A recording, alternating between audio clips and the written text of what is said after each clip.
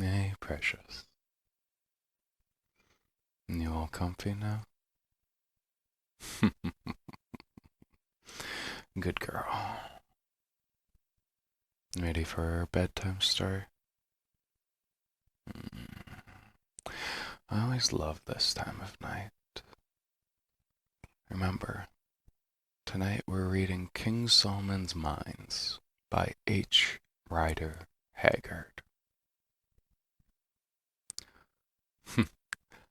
I've been distracted all day thinking about this and looking forward to it. I get to sit here with you, and we get to share these little moments where it's just you, me, and a good story, where the world just goes on pause and nothing else matters. Did you have a good day today, precious? I hope so. You know that I always want the best for you, right?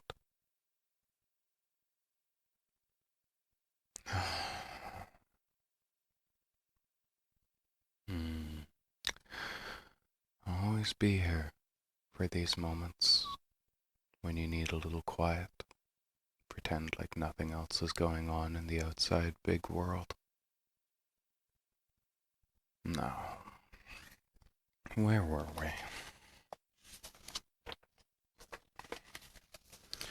we? There we go. I took no notice. Boss, said he again. Eh, boy, what is it? I asked. Boss, we're going after diamonds. Diamonds? Why then, you're steering in the wrong direction. You should head for the fields. Boss, have you ever heard of Solomon's Berg? That is Solomon's Mountains, Sir Henry? Aye. Have you ever heard of the diamonds there? I have heard a foolish story, Jim. It is no story, boss.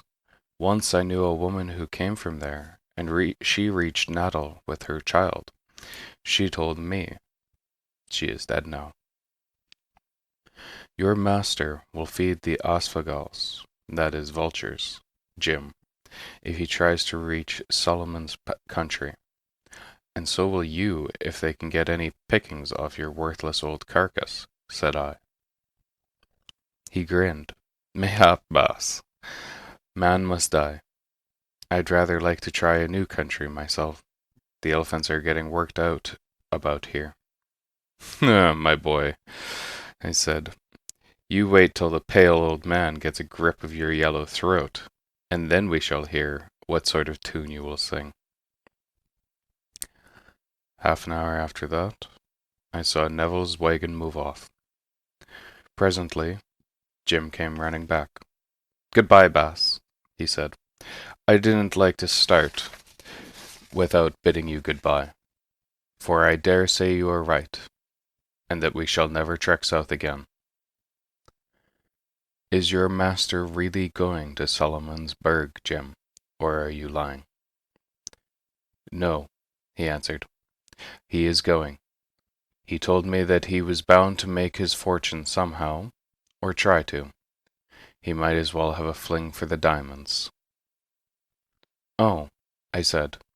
Wait a bit, Jim. Will you take a note to your master Jim and promise not to give it to him until you reach Inyati, which was somehow hundreds of miles off? Yes, boss. So I took a scrap of paper and wrote on it, Let him who comes climb north of the Shearberry's left breast till he reaches the nipple, on the north side of which Solomon's Great Road. Now, Jim, I said, when you give this to your master, tell him he had better follow the advice on it implicitly. You are not to give it to him now, because I don't want him asking me questions I won't answer. Now be off, You idle fellow. The wagon is nearly out of sight." Jim took the note and went. And that is all I know about your brother, Sir Henry. "But I am much afraid, Mr. Quarterman," said Sir Henry. "I am going to look for my brother. I am going to trace him to Solomon's Mountains, and over them, if necessary, till I find him, or until I know that he is dead. Will you come with me? I am, as I think I have said, a cautious man. Indeed, a timid one. And this suggestion frightened me. It seemed to me that to undertake such a journey would be go to certain death, and putting other considerations aside, as I had a son to support, I could not afford to die just then. "No, thank you, Sir Henry. I think I had rather not," I answered. "I am far too old for wild goose chases of that sort, and we should only end up like my poor Van Sylvester. I have a son dependent on me, so I cannot afford to risk my life so foolishly." Both Sir Henry and Captain Good looked very disappointed. "Mr. Quatermain," said the former, "I am well off, and I am bent upon this business. You may put the rumination for your services at whatever figure you like within reason, and it shall be paid over to you before we start. Moreover, I will arrange, in the event of anything untoward happening to us or to you, that your son shall be suitably provided for. You will see from this offer how necessary I think your presence.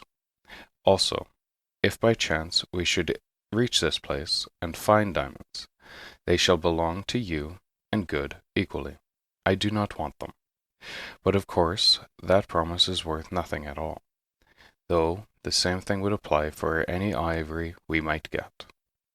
You may pretty well make your own terms with me, Mr. Quatermain, and of course I shall pay all expenses."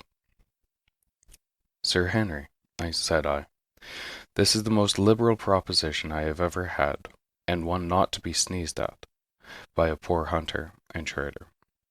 But the job is the biggest I have come across, and I must take time to think it over. I will give you your answer before we get to Dirtbaum." "Very good," answered Sir Henry. Then I said good night, and turned in, and dreamt about poor, long-dead Sylvester and the diamonds. Chapter 3. Umbopa enters our service. It takes from 4 to 5 days, according to the speed of the vessel and the state of the weather, to run up from the Cape to Debon. Yet, sometimes, if the landing is hard at East London, where they have not yet made that wonderful harbour they talk so much about, and sink such a mint of money in, a ship is delayed for 24 hours before the cargo boats can get out to take the goods.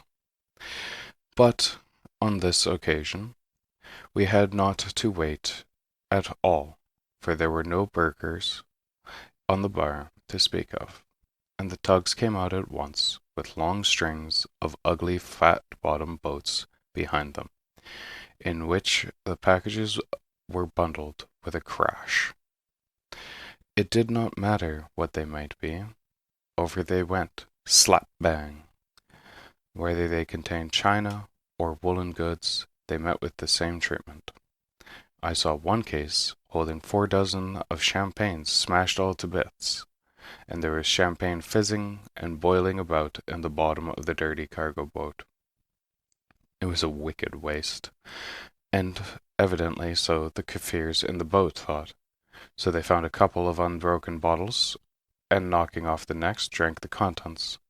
But they had not allowed for the expansion caused by the fizz in the wine, and feeling themselves swelling, rolled about in the bottom of the boat, calling out that the good liquor was Tigati, that is, bewitched. I spoke to them from the vessel, and told them that it was the white man's strongest medicine, and that they were good as dead men. Those Kaffirs then went to shore in a very great fright, and I do not think that they will ever touch champagne again. Well, all the time that we were steaming up to Natal, I was thinking over Sir Henry Curtis's offer. We did not speak any more on the subject for a day or two, though I told them many hunting yarns, not true ones. There is no need to lie about hunting, for so many curious things happen within the knowledge of a man whose business is to hunt. But this is by the way.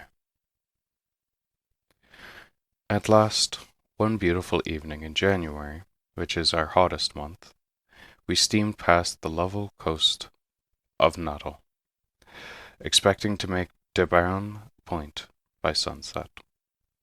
It is a lovely coast, all along from East London, with its red sandhills and wide sweeps of vivid green, dotted here and there with Kaffir kraals, and bordered by a ribbon of white surf, which sprouts up in pillars of foam where it hits the rocks. But just before you come to Durban, there's a peculiar richness about the landscape. There are the sheer kloofs cut into the hills by the rushing rains of centuries, down which the rivers sparkle. There is the deepest green of the bush, growing as God planted it, and the other greens of the mealy gardens and the sugar patches, while now and again a white house, smiling out at the placid sea, puts a finish and gives an air of homeliness to the scene. To my mind, however beautiful a view it may be, it requires the presence of man to make it complete. But perhaps that is because I have lived so much in the wilderness, and therefore know the value of civilization. Therefore, to be sure, it drives away the game. The Garden of Eden, no doubt, looked fair before man, but I would always think that it must have been fairer when Eve adorned it. To return, we had miscalculated a little, and the sun was well down before we dropped anchor off the point, and heard the gun which told the good folk of Durban that the English mail was in. It was too late to think of getting over the bar that night, so we went comfortably to dinner, after seeing the mails carried off in the little lifeboat.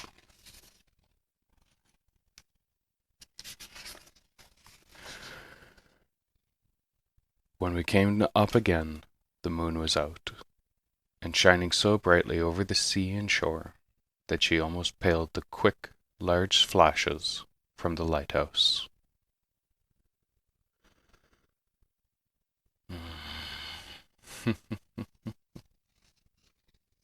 Look at you,